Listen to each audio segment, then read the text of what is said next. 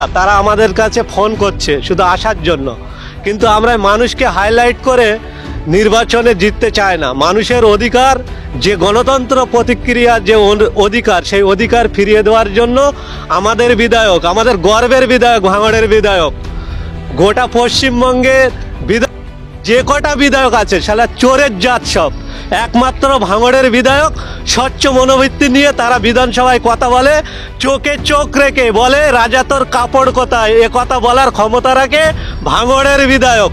সেই ভাঙড়ের বিধায়কের আদর্শে ভাঙড় বিধানসভার মধ্যে একাধিক মানুষ তারা আস্তে আস্তে তৃণমূল বা অন্যান্য দল ছেড়ে আইএসএফের যোগ দেওয়ার জন্য তারা আমাদের সঙ্গে যোগাযোগ করছে। আমরা তো এখনো কিছু দেখাইনি কো, এই রমজান মাসে কেবলমাত্র আমরা ট্রেলার দেখাবো, পুরোটাই ঈদের পরে আমরা সিনেমাটা দেখিয়ে ছাড়বো। আলমগীর সাহেব, একটা বিষয় অন্তত ক্লিয়ার করুন যে নওশাদ সিদ্দিকীর বাড়ি ফুরফুরা দরবার শরীফে। রীতিমধ্যেই তৃণমূল কংগ্রেসের নেতা বলছেন যে 2026-এ বিধানসভা নির্বাচনে আর নওশাদের রেহাই নেই, ফুরফুরা যেতে হবে। আর নওশাদ সিদ্দিকী তো ফুরফুরা যাবে, তিনি তো আর চেন্নাই বা দিল্লিতে বসে থাকবেন না। এই বিষয়ে কি বলবেন? দেখুন, নওশাদ সিদ্দিকী হচ্ছে ফুরফুরার একজন বাসিন্দা, তিনি ফুরফুরায় যাবে স্বাভাবিক। কোন গাঁজাখোর নেতা কিভাবে এটাকে নিচ্ছে আমরা জানি না কো। নওশাদ সিদ্দিকী সেই গ্রামের বাসিন্দা, সে সেখানে যাবে, এটা তার ভাবা উচিত ছিল। তার জ্ঞান, তার বুদ্ধি, তার শিক্ষাগত যোগ্যতা কতটা আমি জানি না কো। যার যেখানে মমতা বন্দ্যোপাধ্যায় কালীঘাটে থাকবে এটা আমরা জানি, কিন্তু সেটা বলে হাইলাইট খাওয়া বা ফুটেজ খাওয়ার অনেকেই চেষ্টা করবে। আমি কেবলমাত্র ভাঙড়ের শুভবুদ্ধি সম্পূর্ণ মানুষ যারা গণতন্ত্র প্রতিষ্ঠা করার জন্য এবং সংবিধানকে মান্যতা দেওয়ার জন্য এগিয়ে আসছিলেন, জাত ধর্ম বর্ণ নির্বিশেষে সমস্ত স্তরের মানুষকে বলবো আপনারা তৈরি থাকুন। যেভাবে ভাঙড়ে গণতন্ত্র শেষ করার জন্য যে প্রক্রিয়া এনেছিল তাকে বিনাশ করার জন্য আমরা যোগ্য জবাব দেবো আগামী দিনে। এই যে এলাকাটা আমরা যেভাবে সূত্রমারফত খবর পাচ্ছি, নাকি তৃণমূলের একটা শক্ত ঘাঁটি, রীতিমধ্যেই তৃণমূল কংগ্রেসের নেতাকর্মীরা এইখানে আসছেন। কোথাও কি মানে এই নওশাদ সিদ্দিকীর জনসংযোগ কর্মসূচি বাধা দেওয়ার কি একটা পরিকল্পনা বা চক্রান্ত বা ঝামেলা সৃষ্টি করার কোনো পরিকল্পনা? দেখেন, আমরা ঝামেলা করতে রাজি না। যদি ঝামেলা করে তার প্রতি উত্তর দেওয়ার জন্য অলরেডি তৈরি হয়ে আছি, কোনো অসুবিধা হবে না। কিন্তু আপনি যেটা বলছেন এই গ্রাম তৃণমূলের শক্ত ঘাঁটি, এই গ্রামের 3টে বুথে আমরা অসংখ্য ভোটে জিতে আছি। যে বুথের, এই বুথের পঞ্চায়েত 404 ভোটে জিতে আছে, এর পাশের বুথে 375 ভোটে জিতে আছে।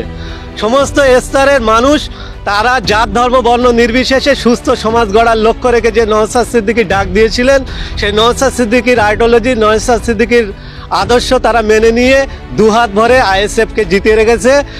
আমরা 30 পঞ্চায়েত দেখেছি, বিধানসভা দেখেছি, লোকসভা দেখেছি, 3টি নির্বাচনে এই গ্রামের 3টি বুথে আমরা জিতে আছি। আগামী দিনে অনেক ভোটে এই গ্রাম থেকে জেতাবে বলে আমরা আশা করছি। আপনারা ভোটে জিতবেন, সমস্যা নেই, কিন্তু বাংলার মুখ্যমন্ত্রী মমতা বন্দ্যোপাধ্যায় একেবারেই বাংলাটাকে উন্নয়নে ভরিয়ে তুলেছে। তাহলে নওশাদ সিদ্দিকী বিগত 4 বছর ধরেই ভাঙড়ের মাটিতে কি উন্নয়ন করেছে? মানুষকে তো মিথ্যা প্রতিশ্রুতি দিচ্ছেন, উন্নয়ন করবেন বলছে, কিন্তু উন্নয়নটা দেখতে পাচ্ছে না ভাঙড়ের মানুষ।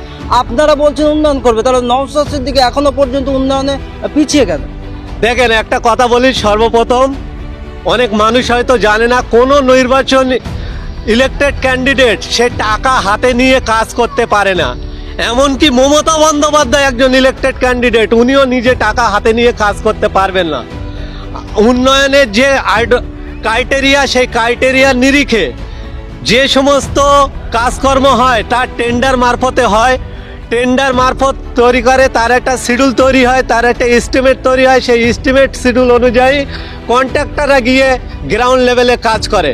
নওশাদ সিদ্দিকী পশ্চিমবঙ্গ বিধানসভার একজন সদস্য, তিনি কিভাবে কাজ করার জন্য যে প্রফেশনালগুলো যেগুলো কাজ করতে হয় সেটা জমা দিয়েছে, হ্যাঁ না, তৃণমূলের যারা এই সমস্ত মন্তব্য করছে তারা স্পষ্ট করুক।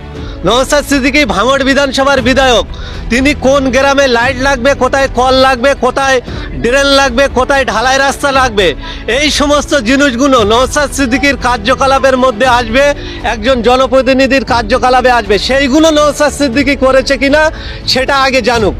এই এই যে শাসক দল, স্বৈরাচারিত দল, অত্যাচারিত দল, এরা রাজনৈতিক প্রতিহিংসার মাধ্যমে তার বাংলার মসনদটাকে দখল করে রেখেছে।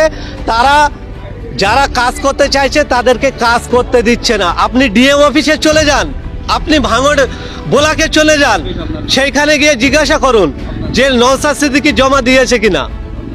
MD Alamgir Hossain, Indian secular ফান্ডের সাধারণ কর্মী।